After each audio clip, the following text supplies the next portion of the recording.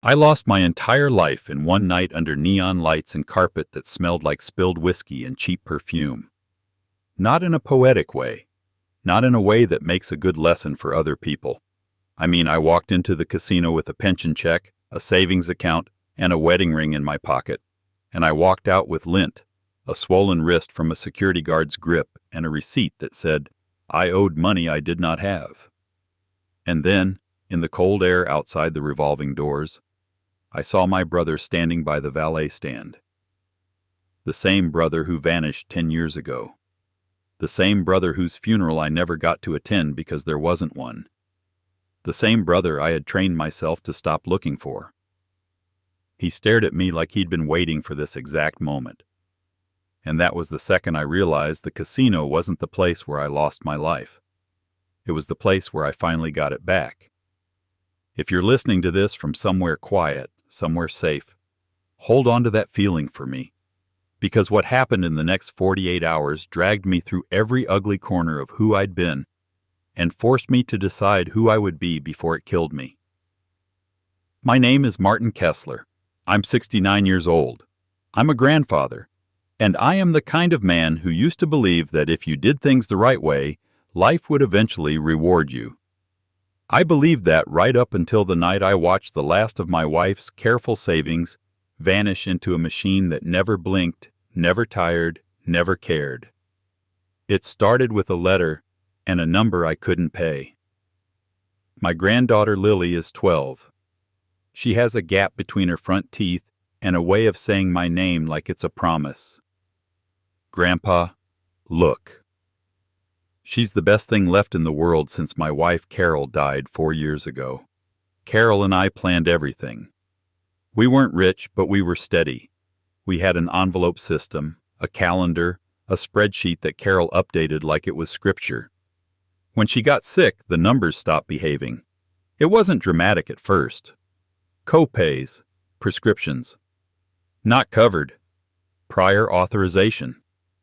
Then the hospital visits. The home oxygen, the equipment that showed up at the door with a polite delivery man and a signature line that might as well have been a confession. By the time she died, we had burned through the easy money and started chewing on the painful money. I kept telling myself I could rebuild. I took extra shifts at the hardware store, even though my knees ached and my hands cramped. I sold Carol's car. I cut coupons like my life depended on it because it did. And then my daughter Hannah called me one afternoon and said, Dad, Lily's school sent home the packet for the science program. It's expensive. There was a pause after she said expensive, the kind of pause that means she's ashamed to ask but asking anyway. Hannah is a good mother. She's also tired. She married a man who looked stable until he wasn't, and now she carries too much on her back. I told her, we'll figure it out. After I hung up, I opened Carol's old folder, the one labeled Future. Inside were college savings statements and a handwritten note in Carol's careful cursive. For Lily, no matter what. I stared at that note until my eyes burned. Then I did the thing I had promised Carol on her last lucid day that I would never do. I drove to the River Crown Casino. It sat by the water like a glowing bruise. Glass doors, a rotating sign. A parking garage full of cars that looked like they belonged to people who didn't check their bank balance before ordering dinner. I told myself I wasn't like them. I told myself I was just going to win enough to cover the science program. A small miracle. A little nudge from the universe. I even dressed like it was an errand. Brown jacket, clean jeans. The watch Carol bought me for our 25th anniversary. I left my phone in the car. That detail matters more than you think. Inside, the casino air hit me like a warm hand over the mouth. It smelled like perfume, fryer grease, and something metallic underneath, like coins even though there were hardly any coins anymore. Sounds layered on sounds, slots chiming, people laughing too loud, a distant announcement, the soft shush of carpet swallowing footsteps. I walked past a row of bright machines and told myself I would not sit there. Not those. Those were for people who wanted to lose slowly. I went to the blackjack tables. Cards felt like skill. Cards felt like control. The first few hands were gentle. Small wins, small losses, enough to make my heart beat faster but not enough to scare me. Then a man with slick hair and a smile that never reached his eyes appeared at my shoulder. "Mr. Kessler?" I turned. "Yes?" He held out a hand like we were old friends. "Dennis Rowe, Host Services. We like to take care of our guests." I don't know why I shook his hand. I don't know why I didn't immediately feel the hook. "Have we met?" I asked. He chuckled softly. "Not personally, but we notice our regular community members.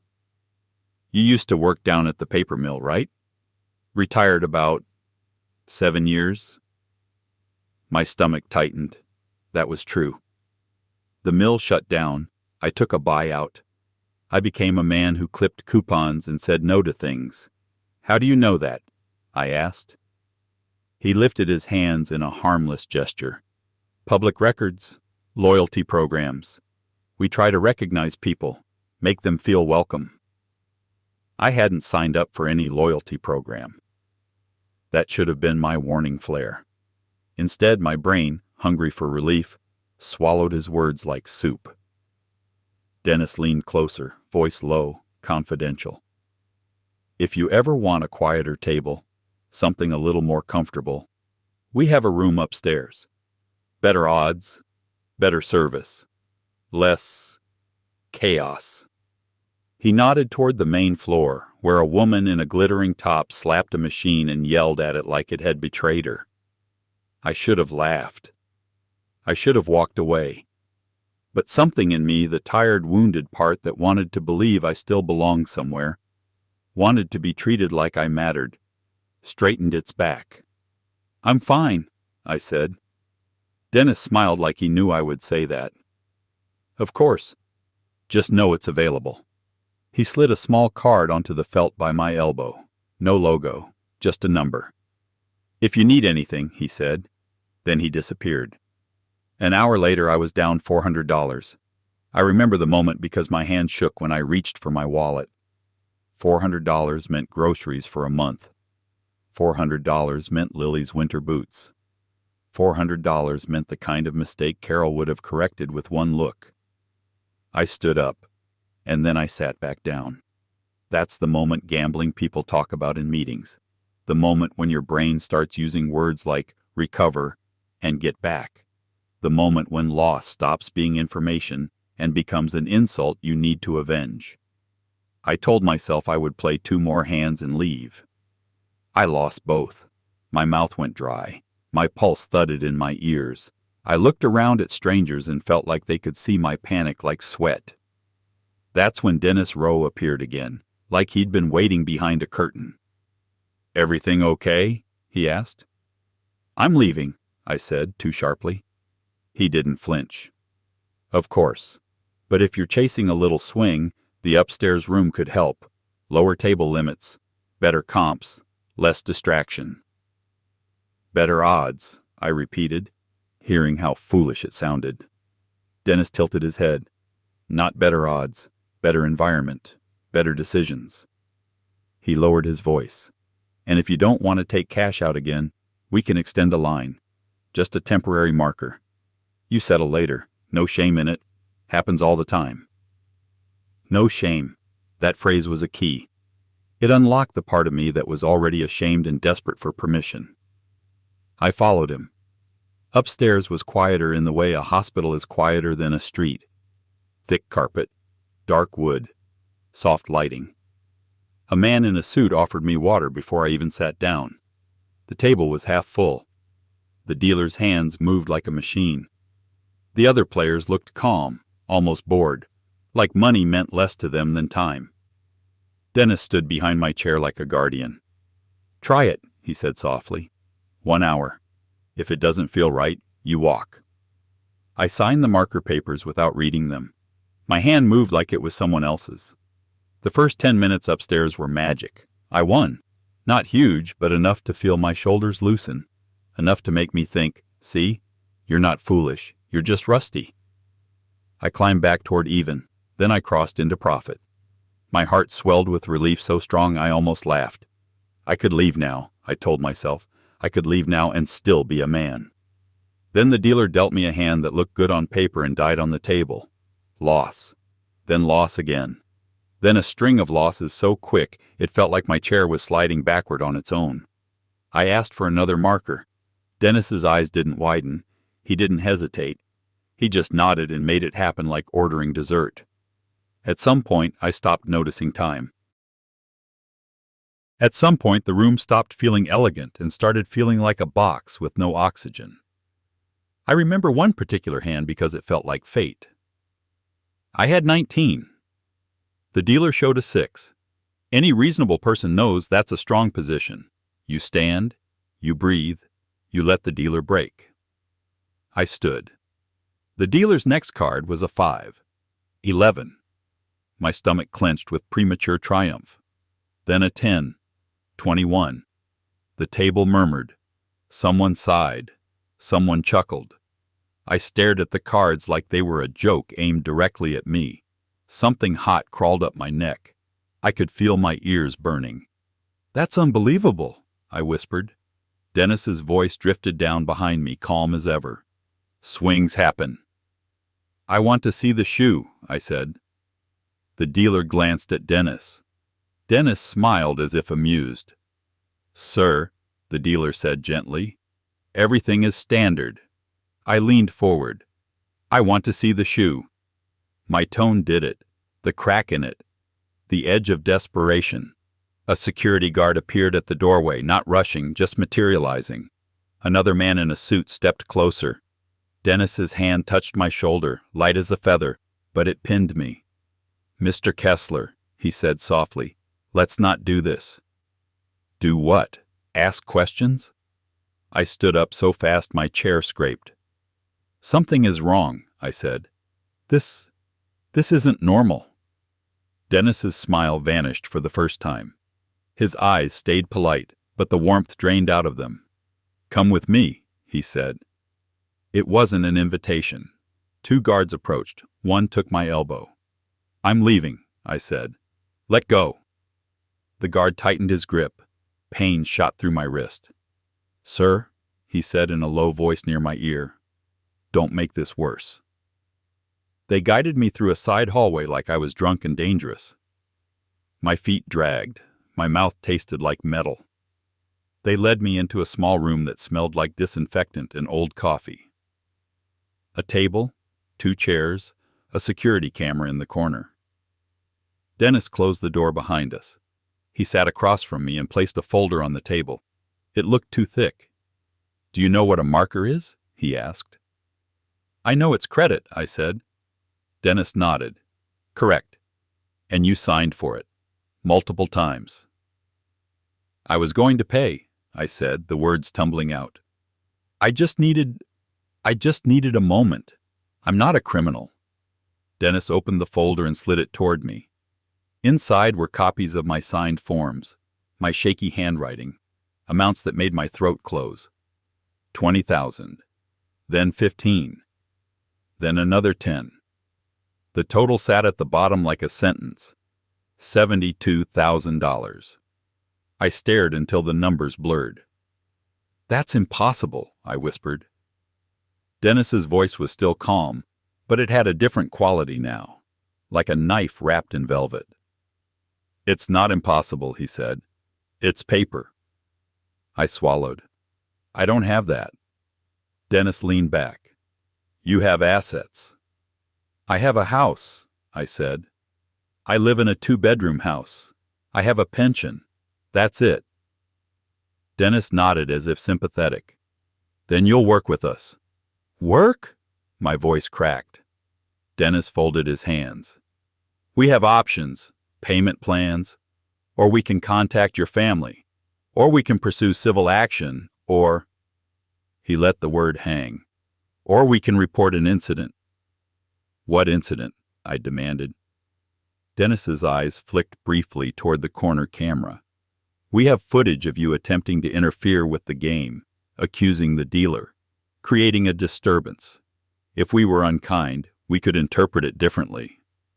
My stomach dropped. You're threatening me? I said. Dennis smiled again, but it didn't reach his eyes. No, I'm explaining reality. The door opened, and another guard stepped in, holding a plastic bag. My wallet. My throat tightened. Why do you have that? Standard procedure, Dennis said. He pointed at the bag. Identification. Keys.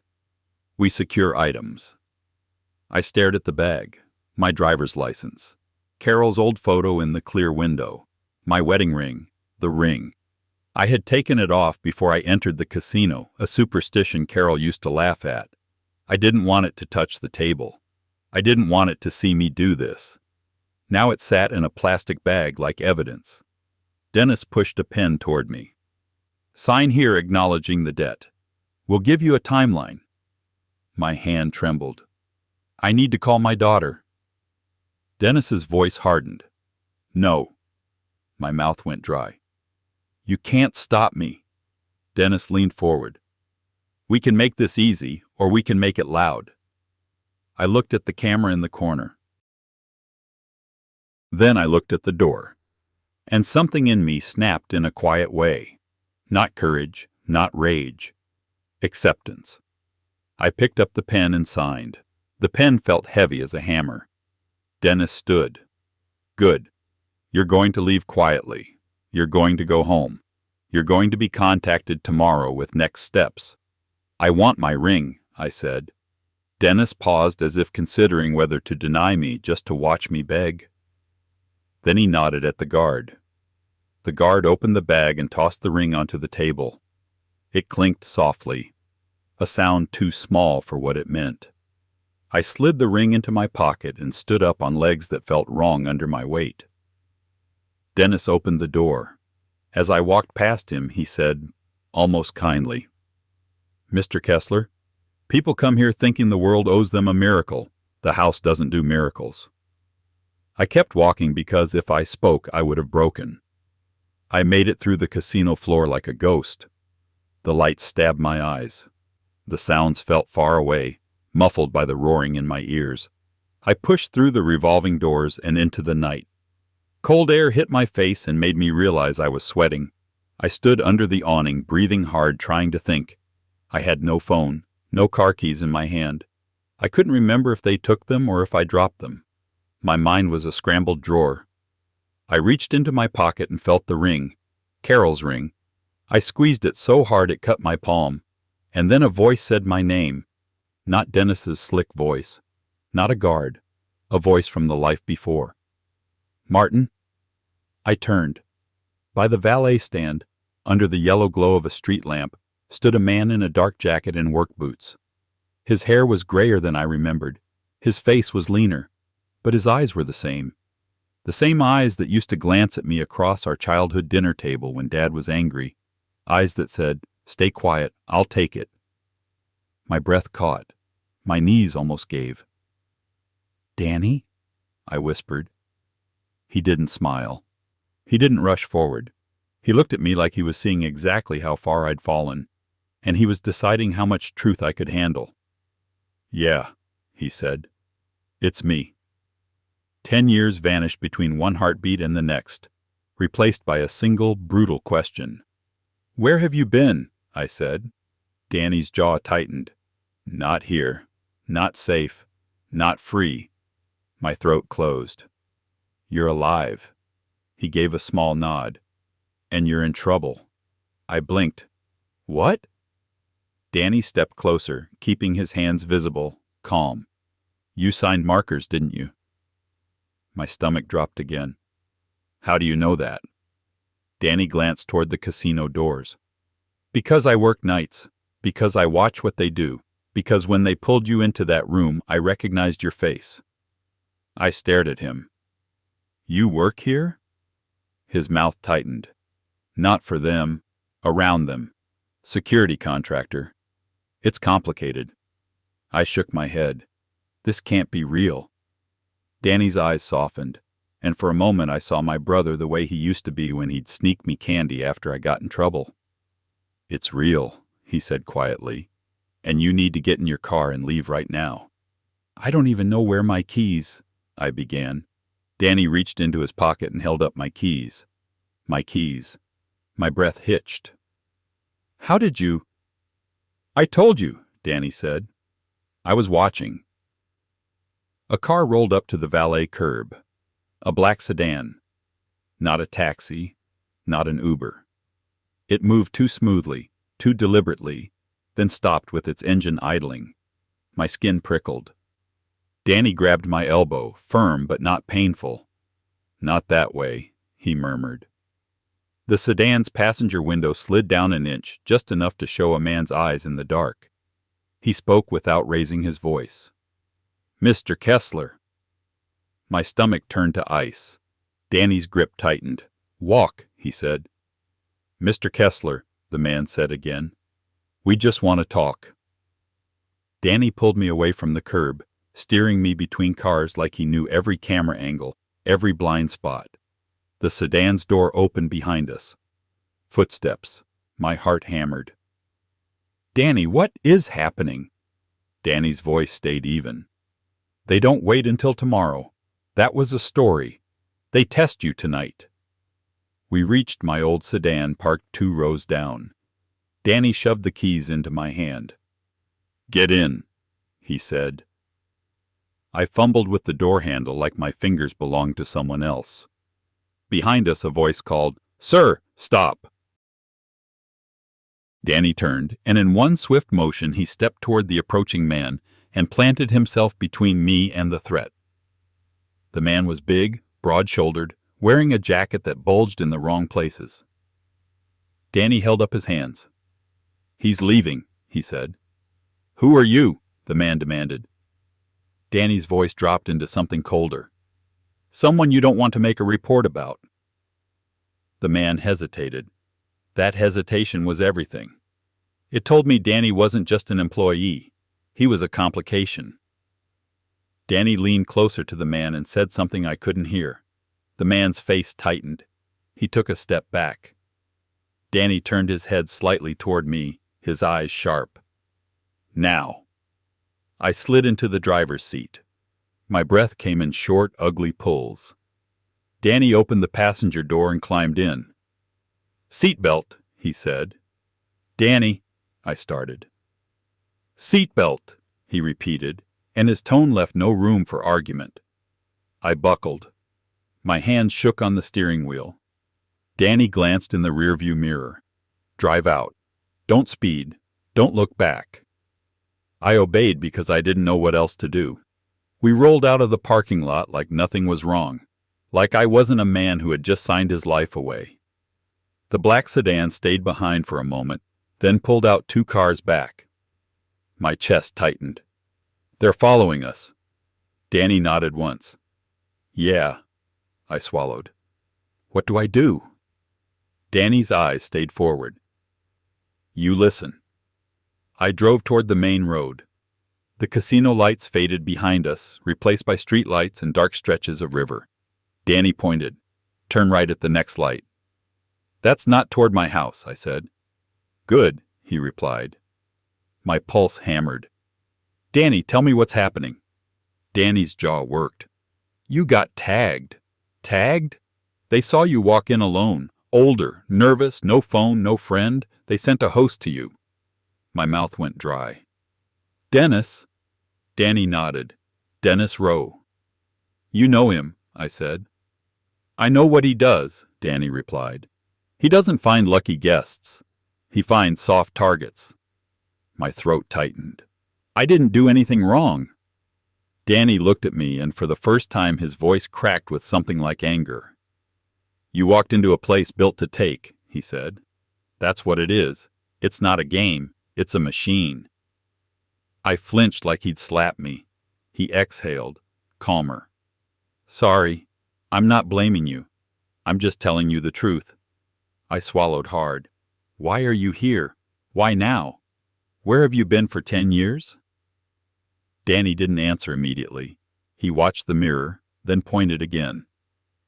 Left here. I turned. The sedan followed. We drove through a stretch of low warehouses, then into a quieter neighborhood where streetlights were sparse and houses sat back from the road like they were hiding. Danny told me to pull into a small church parking lot. I did. The moment we stopped, Danny leaned down and turned off my headlights. We sat in darkness. The black sedan rolled past the church slowly, then continued on. My breath let out in a shaky rush. "Is it gone?" "For now," Danny said. I turned to him. My brother. My missing brother. My impossible brother. "What is this?" I whispered. "What are you mixed up in?" Danny stared at his hands for a long second. Then he reached into his jacket and pulled out a small, battered wallet. He opened it and slid out a laminated card. A badge. Not police exactly, but official enough that my stomach tightened. "Gaming enforcement," I read, voice barely audible. My eyes snapped up. Danny's face was grim. "Contracted, undercover, on and off. It's why I disappeared." My head spun. "You vanished 10 years ago to investigate casinos?" Danny's jaw tightened. "Not casinos. A specific crew, a specific pattern." He met my eyes. "The River Crown, Dennis Rowe, and the people who own him." My mouth went dry. "Why didn't you tell me?" Danny's expression shifted, pain flickering behind the hardness. "Because when I got in too deep, they came after the family." My stomach dropped. "Us?" Danny nodded. "They made it clear. If I didn't disappear, you'd get hurt. Mom would get hurt. Hannah would get hurt. Your wife would get hurt." "Carol." A cold wave rolled through me. "Danny," I whispered. "Carol got sick. She died." Danny's face tightened. He looked away like he couldn't bear the timing of my words. "I know," he said quietly. "I watched from a distance. I sent money through a friend when I could." I stared at him. "That was you?" Years ago, anonymous cash envelopes had appeared twice in my mailbox with no return address. I had assumed someone made a mistake. I had taken them anyway because pride doesn't pay hospital bills. Danny swallowed hard. "Yeah." My throat closed. "Why didn't you come home?" Danny's voice dropped. "Because they don't forgive. And because there was something else." He reached into his jacket again and pulled out a small flash drive. "This," he said, holding it like a weapon. "What is it?" I asked. Danny's eyes locked on mine. "It's why Dennis recognized you by name," he said. My stomach tightened. "What do you mean?" Danny's voice was careful now, like he was walking across thin ice. "They didn't find you tonight by accident," he said. "You were on a list." A quiet, horrible understanding began to form, like fog shaping into a face. "A list of what?" I whispered. Danny didn't flinch. "A list of people to drain," he said. "Older men with assets. House paid off. Pension. Family pressure. Pride." I swallowed. "How would they know that about me?" Danny's eyes hardened. "Because someone gave them your file," he said. My mouth went dry. "Who?" I asked, though some part of me already feared the answer. Danny held my gaze. "Your son," he said. The world went silent for a heartbeat. Then sound flooded back in. The faint hum of the church's outdoor light, the distant rush of traffic, the pounding of blood in my ears. "My son Eric?" I choked. Danny nodded once. "Eric Kessler." I laughed, a cracked, unbelieving sound. "No, Eric barely calls me. He's busy. He's selfish sometimes, but he wouldn't." Danny's voice was flat. "He would." I shook my head violently. "No, that's insane." Danny leaned forward and plugged the flash drive into a small device on his keychain. It unfolded into a phone-sized screen. He tapped a few times, then turned it toward me. A scanned document filled the screen. A form. A list of names and addresses. I saw mine. Martin Kessler. Address. Estimated equity. Notes: widower, grandchild dependent, savings unknown, weak support network. My vision blurred. That's not real, I whispered. Danny tapped again. A grainy surveillance photo appeared. Eric in the casino lobby, talking to Dennis Rowe, shaking his hand like they were friends. My stomach heaved. No, I breathed. Danny's voice softened just a fraction. I'm sorry. I stared at the screen until my eyes burned. Memories came like punches. Eric asking casual questions about my mortgage, about my savings, about whether I still had Carol's old life insurance payout. Eric complaining about bills. Eric mentioning a friend who could help me make money if I was open-minded. I had brushed it off as chatter, because the idea that my own son would hand me to predators was too ugly to hold.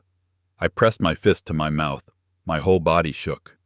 Danny watched me with a face that carried 10 years of restraint. I didn't want you to learn it like this, he said, but you walked into the trap. I looked at him through watery eyes. Why didn't you stop me? Danny's jaw tightened. I tried. I stared. He exhaled.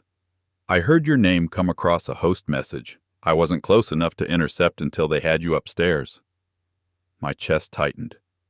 So what now? Danny's gaze sharpened. Now you survive the next 24 hours. What happens in 24 hours? I asked. Danny leaned back slightly, listening. They'll call. They'll pressure. They'll send someone. They'll get you to sign your house. My mouth went dry. They can't. Danny's eyes were cold. They can if you panic. I swallowed hard. I already signed. You signed debt, Danny said. Not your property, not yet. My hands trembled on the steering wheel. I can't pay $72,000. Danny's voice was steady. Then we don't pay. We fight. I stared at him. How? Danny's answer was simple. We make them visible, he said. I blinked. What? Danny's eyes flicked to the church building. You know what monsters fear?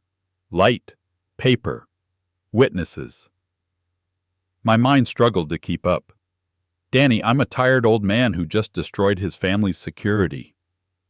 Danny looked at me hard. You're a tired old man who still has a spine. And you're my brother. So listen carefully. He pointed at the dashboard.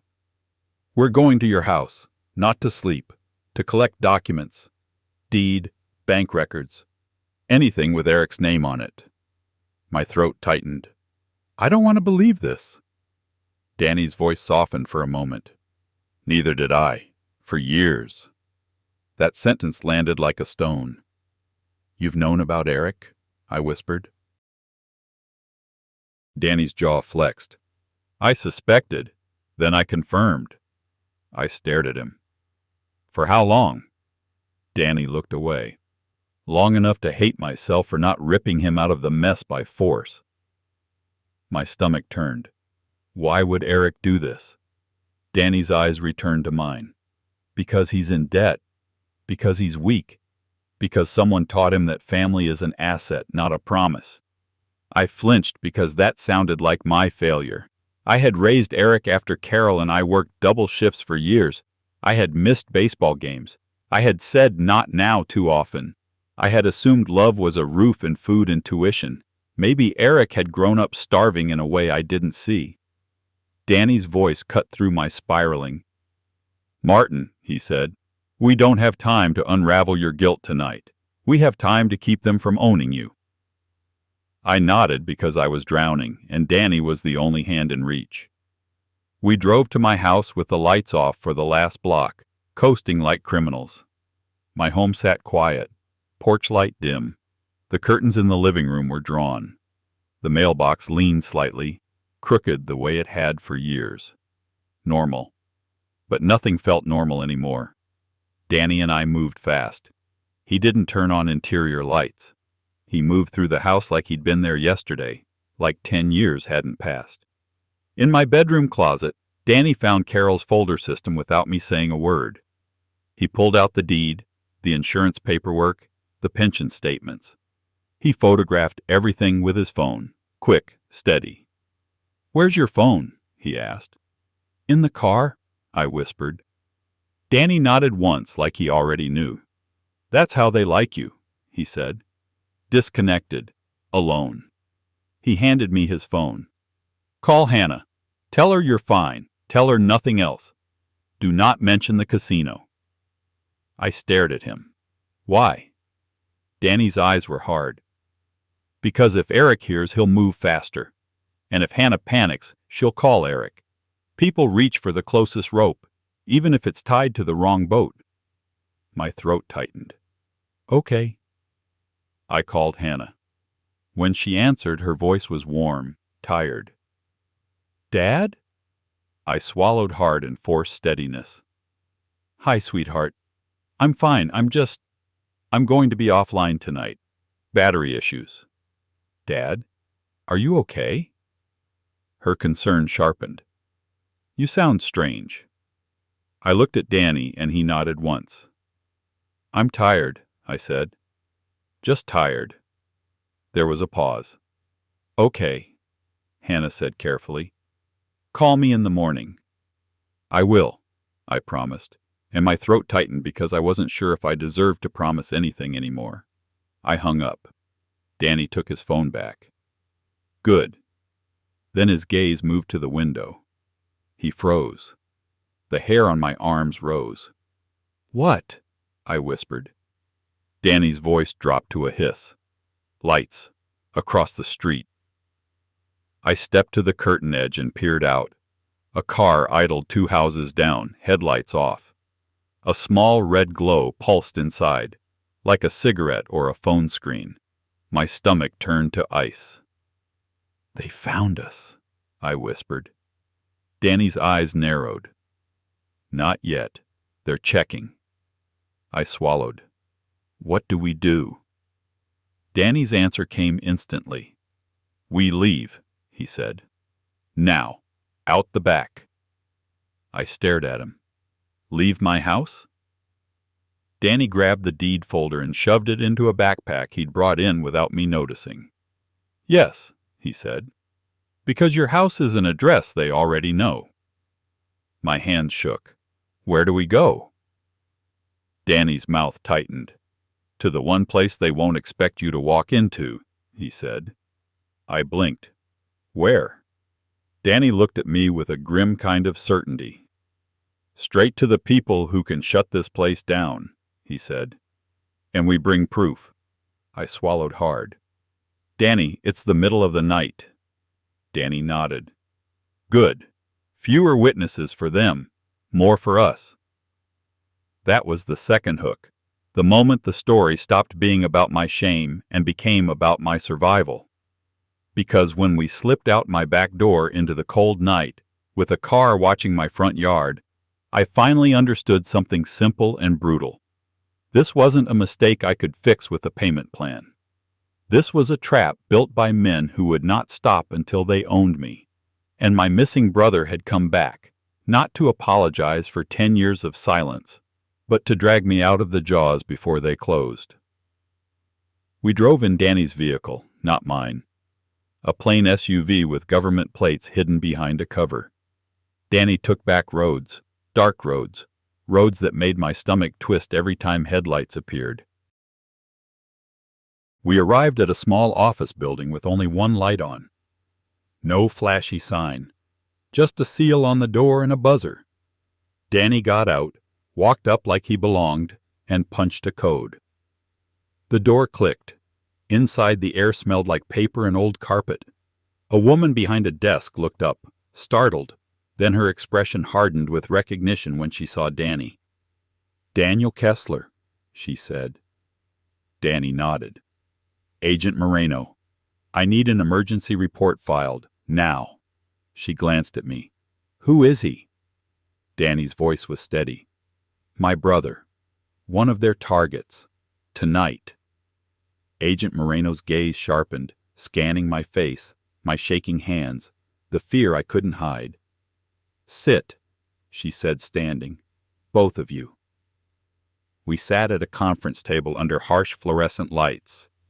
Danny laid out the folder, the photos, the flash drive. Moreno watched, her face tightening with each piece. When she saw Eric's image shaking Dennis's hand, her jaw clenched. "Your own son," she murmured. My throat closed. I stared at the table, unable to meet her eyes. Moreno looked at Danny. "You've been building this case for years." Danny nodded. "And now they escalated. They're running collections the same night." "That's new." Moreno's eyes narrowed. "That means they're nervous." Danny's voice hardened. "Or greedy." Moreno picked up the flash drive carefully, like it carried poison.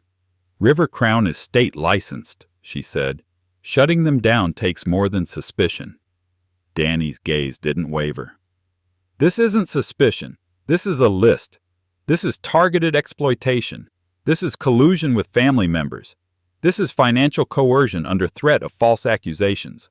Moreno stared at the screen again. "We need a controlled contact, a recorded call, a demand." Danny's eyes flicked to me. My stomach turned. "No," I whispered. "I can't." Danny leaned closer. His voice was low but firm. "Martin, listen. This is how you take your life back. You give them exactly what they want." I swallowed hard. "What do they want?" Danny's eyes were cold. "They want you scared," he said. "They want you to sign your house. They want you to confess to something you didn't do. They want you quiet." Moreno's voice cut in, calm and sharp. "We can protect you if you cooperate." I stared at her. "Protect me from my own son?" Moreno didn't blink. "From the people using him. And from him, if he's gone far enough." My hands trembled. Danny's voice softened just a little. "You're not doing this alone." I closed my eyes for a second and saw Carol's handwriting. "For Lily, no matter what." I opened my eyes and nodded. "Okay," I whispered. "Tell me what to do." Moreno moved quickly after that. They set a phone in front of me. They attached a small recording device. Danny stood behind me, one hand on the back of my chair like an anchor. Moreno dialed a number from the marker paperwork. It rang twice. Then Dennis Rowe's voice answered, smooth as silk. "Mr. Kessler, we were hoping to speak with you." My mouth went dry. Danny's hand pressed slightly harder against my chair. I forced my voice to steady. "You said tomorrow." Dennis chuckled softly. "Tomorrow is for paperwork. Tonight is for understanding." My stomach clenched. "What do you want?" Dennis's voice lowered as if offering a gift. "We want to help you handle this in a way that doesn't embarrass anyone." I swallowed. "I don't have 72,000. Dennis sighed, the sound practiced. "Of course you don't. That's why we have solutions." Danny mouthed, "Ask about the house." My throat tightened. "What solutions?" Dennis's voice warmed. "A lien, a second mortgage, a transfer arrangement. It can be painless. We can even have someone meet you privately." "Where?" I asked, my heart hammering. Dennis named a location, a diner near the river, 20 minutes from my house. "Bring your identification," Dennis said. "Bring any property documents you have. We'll keep it discreet." "Property documents." My stomach twisted. Dennis continued, voice turning slightly colder. "If you don't cooperate, we may have to protect ourselves. Our dealer reported you behaved aggressively. Our cameras show you interfering with the game." My hands shook. Danny's eyes burned into the side of my head. I forced my voice to sound small, frightened. "So you'll call the police on me?" Dennis's tone softened, like pity. "No one wants that. Not at your age. Not with your reputation." My throat tightened with rage, but I swallowed it. "Okay," I said quietly. "I'll come." "Good man," Dennis replied. "One more thing." My stomach dropped. "What?" Dennis's voice was quiet, almost gentle. "Bring your son," he said. The room went ice cold. Danny's hand went still. Moreno's eyes narrowed. Dennis continued like it was obvious. "Eric will help you understand the process. He cares about you. He wants you safe." I felt like vomiting. "Okay," I whispered, because I had to. Dennis hung up. For a moment no one spoke. Then Danny exhaled slowly, and I realized his hand was shaking. Moreno's voice was sharp. "That confirms coordination." My throat closed. "He told Dennis to tell me that." Danny's voice was low, furious. "Or Dennis told him. Either way, Eric is inside the machine now." I stared at the tabletop, trying to breathe. "What happens at the diner?" I asked. Moreno's eyes were hard. "We meet them with you. Undercover. Recording. We push for a direct demand to transfer property. We catch them making threats. Then, we move." Danny nodded.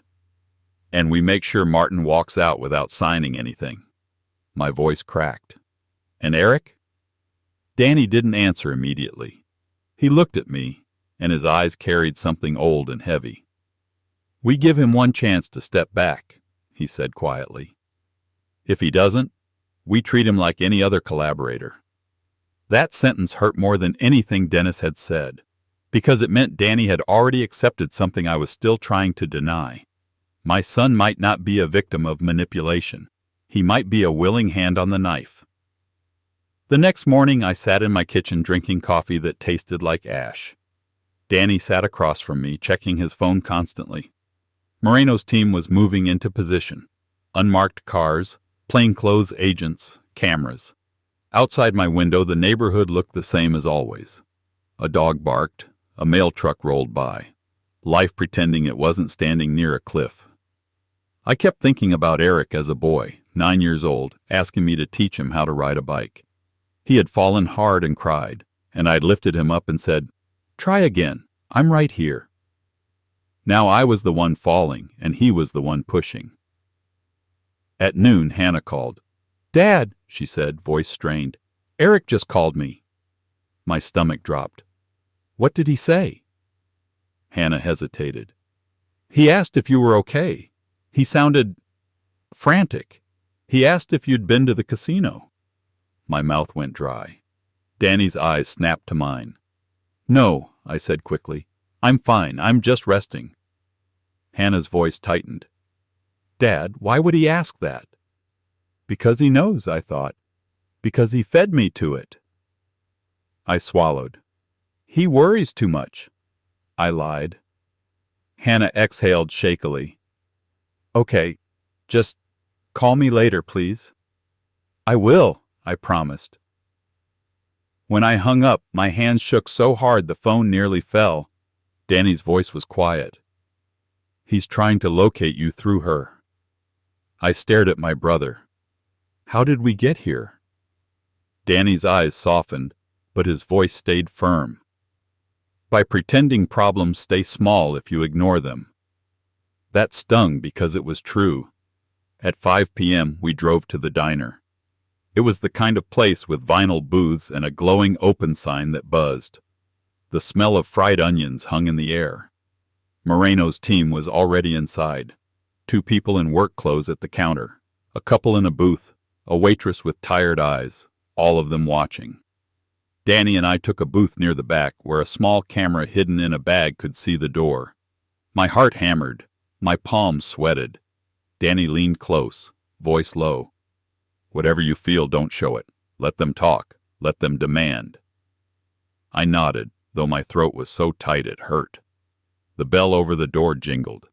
Dennis Rowe walked in first, smiling. Behind him, Eric. My son looked older than I remembered, not in years, but in strain. His eyes darted around the diner like he expected a fight. When he saw me, his face shifted into a mask of concern so practiced it made my stomach turn. "Dad," Eric said, voice warm. "What is going on? Dennis said you were upset." Dennis slid into the booth beside Eric like they belonged together. "Mr. Kessler," Dennis said softly, "thank you for coming." My hands clenched under the table. Eric reached across and touched my wrist like affection. It felt like a leash. "Dad," he murmured, "you should have called me." I stared at him. "Why?" I asked quietly. Eric's eyes flickered. "Because I can help." Danny's voice was calm. "And yet you didn't answer his calls lately." Eric's eyes snapped to Danny, and for a split second, genuine shock flashed across his face. "Who is this?" Eric demanded. I watched my son recognize my brother as if he'd seen a ghost. "Uncle Danny," he whispered. Danny's voice was flat. "Hello, Eric." Dennis's smile wavered slightly. He hadn't expected this. He recovered quickly. "A family reunion," he said lightly. "How nice." Danny didn't smile. "Cut the performance." Dennis's eyes narrowed, but his tone stayed smooth. "Excuse me?" Danny leaned forward slightly. "You invited Eric here because he's your inside access. You want Martin's house." Eric flinched. "What are you talking about?" I stared at my son. "Eric," I said, voice trembling, "did you give them my name?" Eric's mouth opened, then closed. Dennis spoke smoothly. "Mr. Kessler, I think you're confused. Your son simply wants to help you manage—" "Stop!" I snapped, louder than intended. The diner went slightly quieter. Eric's eyes widened. "Dad." I leaned forward, my hands shaking. "Answer me." Eric swallowed hard. His gaze flicked to Dennis, a quick, fearful glance like a child checking if his parent will punish him for telling the truth. That glance told me everything. "Yes," Eric whispered. The word hit my chest like a hammer. I stared at him, unable to breathe. Eric's voice rushed on, desperate. "Dad, I didn't think it would go this far. I needed money. They said you could win. They said they'd take care of you. They said—" Danny's voice was cold. "They said they'd take care of you, not him." Eric's face flushed. "I was going to pay it back." "With his house?" Danny asked. Dennis cleared his throat, trying to regain control. "Gentlemen, there's no need for hostility. We have a simple resolution." He placed a folder on the table. "A pen." My stomach turned. Dennis's voice was calm. "Mr. Kessler signs a property assurance.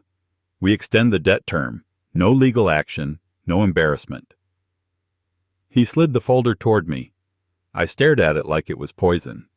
Danny's voice was quiet. "Say it plainly." Dennis's eyes flicked to Danny, irritation flashing. "Fine. We secure the debt with property. It's standard." Eric's voice cracked. "Dad, please. If you don't sign, they'll come after me." I looked at my son. I saw fear. I saw selfishness. I saw the boy I used to carry on my shoulders twisted into a man begging me to save him from the fire he started. My voice came out low. "You set me on fire." Eric's eyes filled with tears. I know. I messed up." Dennis's smile tightened. "Mr. Kessler, we don't have all day." Danny's hand moved under the table, subtle, a signal. Across the diner, Moreno stood up from the counter. The waitress turned slightly, watching the door. Dennis didn't notice yet. I took a slow breath. And for the first time since the casino, I felt something like clarity. I looked at Eric. "My whole life," I said quietly, "I tried to protect you. I worked until my back hurt. I missed dinners. I missed Carol laughing at the table because I was exhausted. I told myself it was for you." Eric's face crumpled. "Dad." I held up a hand. "You used me." Dennis leaned forward. "Mr. Kessler." I cut my eyes to him. "And you," I said, voice steady now. "You picked a grandfather because you thought I'd be too ashamed to fight." Dennis's smile vanished. In that moment, his eyes looked hard and hungry. Sign, he said. No velvet left. That was what Moreno needed. She stepped forward, badge out, voice sharp. Dennis Rowe, you are being detained for suspected coercion and fraud under state gaming statutes. The diner exploded into motion. Dennis jerked back, eyes widening. What is this? Danny stood up fast, blocking Dennis's escape route. Eric froze, staring at the badge like his brain couldn't process it. 2 agents moved in from the door, cutting off the exit. Another stepped in behind Dennis. Dennis's face twisted. This is illegal. You can't. Moreno's voice was hard. We recorded your threat. We recorded your demand for property. We recorded your coordination with a third party. Dennis's eyes flicked to Eric. Eric's face went pale. Eric Kessler, Moreno said, turning to him. Stand up. Eric shook his head, panicking. I didn't mean. Danny's voice was low. Stand up, Eric. Eric stood, trembling. Dennis's expression shifted from anger to calculation in a heartbeat. He's irrelevant, Dennis snapped. This is between the casino and... Moreno cut him off. He supplied private information to facilitate targeted financial exploitation. He's not irrelevant. Eric looked at me, eyes desperate. Dad, please. I stared at him and felt my heart break in a way that was almost calm, because now I understood the truth. I could love my son and still hold him accountable. Tell the truth, I said quietly, for once. Eric's mouth trembled. He looked at Dennis, then at Danny, then at me, and something in him cracked. They told me, he whispered. They told me if I brought them people like Dad, they'd wipe my debt. They gave me cash. They told me what to ask him. They told me to get him to come alone. Moreno's eyes hardened. How much did you take? Eric swallowed. 5,000. Then 2 more. I thought it was temporary. Danny's voice was cold. Temporary betrayal. Dennis lunged suddenly, not at Moreno, but at Eric. His hand shot out as if to grab Eric's collar. Idiot, Dennis hissed. Danny moved faster than I expected. He caught Dennis's arm and twisted it down, pinning him against the booth seat with practiced force. Dennis grunted, face contorting. Agents cuffed him. Eric stood shaking, eyes wide, realizing the man he thought was his ally would have gladly broken him. Moreno looked at me. Her gaze softened slightly. Mr. Kessler, she said, we have enough to freeze the debt collection action pending investigation.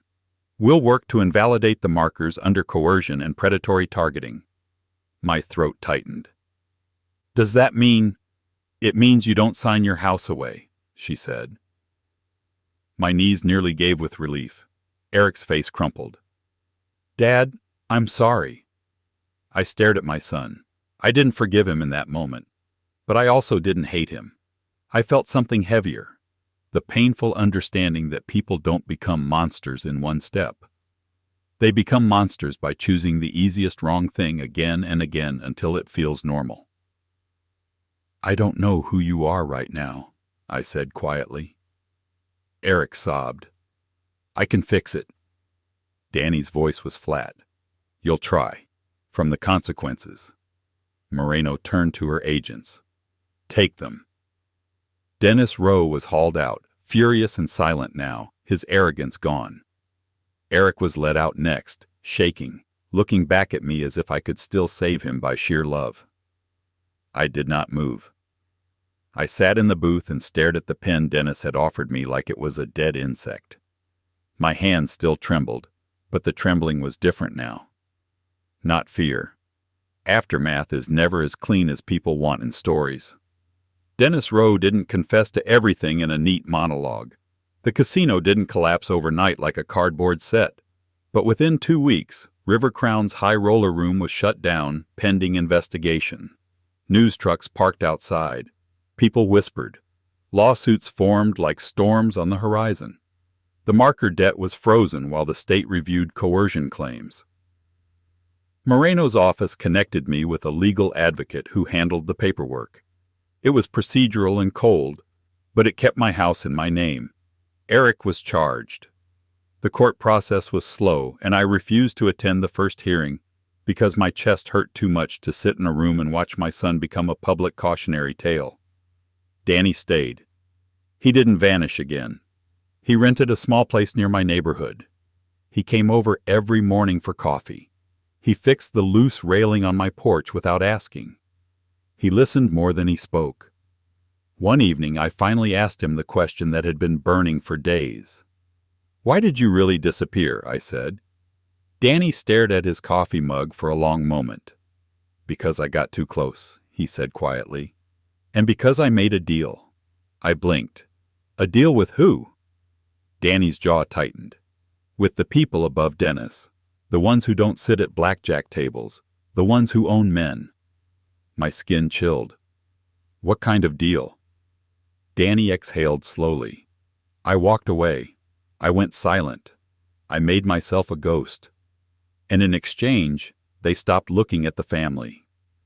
My throat tightened. "You sacrificed 10 years. Danny looked at me. "I sacrificed you hating me. I sacrificed Mom crying. I sacrificed missing Carol's funeral." His voice cracked slightly on Carol's name. "I chose it," he said, "because I thought it was the only way." I stared at my brother, and all the anger I'd carried for a decade shifted into something else. Grief, understanding. "You could have told me," I whispered. Danny's eyes were wet. "I couldn't risk you trying to find me. You're stubborn." I let out a shaky breath. "That's true." We sat in silence for a moment, two old men with the same eyes, finally in the same room. Then Danny said something that changed the shape of my future.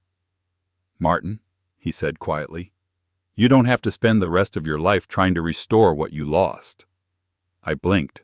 What else am I supposed to do? Danny's gaze was steady. "Build something new. Something that doesn't rely on luck." A month later, Lily's science program fee was paid, not by casino money, not by a miracle, by a check from a state restitution fund tied to victims of targeted exploitation, a small amount that didn't fix everything but covered the immediate wound. Moreno fought for it. Hannah cried when I told her. She hugged me so hard my ribs hurt. "I thought I was going to lose you," she whispered. I held her and realized she didn't mean death. She meant something worse, losing me to shame, isolation, bitterness. Eric wrote me a letter from his court-mandated treatment program.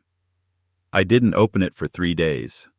When I finally did, his handwriting was shaky. "Dad, I destroyed the one person who never stopped believing I could be better. I don't ask you to forgive me. I ask you not to let what I did turn you into a man who can't feel anything anymore." I sat at my kitchen table and cried quietly, because tears are what happen when your body finally accepts what your mind has been avoiding. I didn't write back immediately, but I didn't throw the letter away either, and that, for me, was the beginning of something I never thought I'd get again. Choice. The last piece of this story is the part that matters more than the casino. 6 months after that night, Danny and I stood in my backyard looking at Carol's old garden bed. The soil was tired. The flowers had thinned. Danny handed me a small packet of seeds. "What are those?" I asked. Danny's mouth curved into the faintest smile. "Wildflowers. Low maintenance. They come back." I stared at the seeds in my palm. "Is that supposed to be a lesson?" I asked. Danny shrugged. "Maybe." I looked at my house, the place I had almost signed away with a shaking hand.